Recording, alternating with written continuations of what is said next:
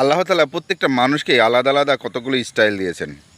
একটা মানুষ আলাদা আলাদা চাওয়া, আলাদা আলাদা পাওয়া, আলাদা আলাদা ভালোবাসা, আলাদা আলাদা ভালো লাগা, মানুষের মনুষ্যত্ব বোধ, মানুষের ভালো লাগা, আকাঙ্ক্ষা, আলাদা আলাদা চাওয়া চাহনি, আলাদা আলাদা ভালোবাসার সিস্টেম, আলাদা আলাদা ভালোবাসার মানুষ, আলাদা আলাদা ভালোবাসার যে লোকগুলো আছে যে দেখভাল করার সেইগুলো, আল্লাহ তাআলার ভালোবাসার প্রতি একটা শ্রদ্ধাবোধ সেটাও আলাদা হয়।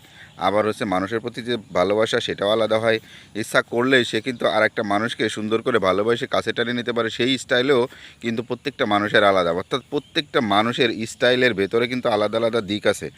সে ইচ্ছা করলেই কিন্তু কতগুলো খাবার পছন্দ করে, আবার আর একজনের কিন্তু খাবার যে তালিকা আছে সেই তালিকার ভেতরেও কিন্তু সে ভাগ বাসায় নেয়। অর্থাৎ হচ্ছে প্রত্যেকটা মানুষের চাওয়া পাওয়ার ভিতরে একটা আলাদা আলাদা গন্ধ আছে।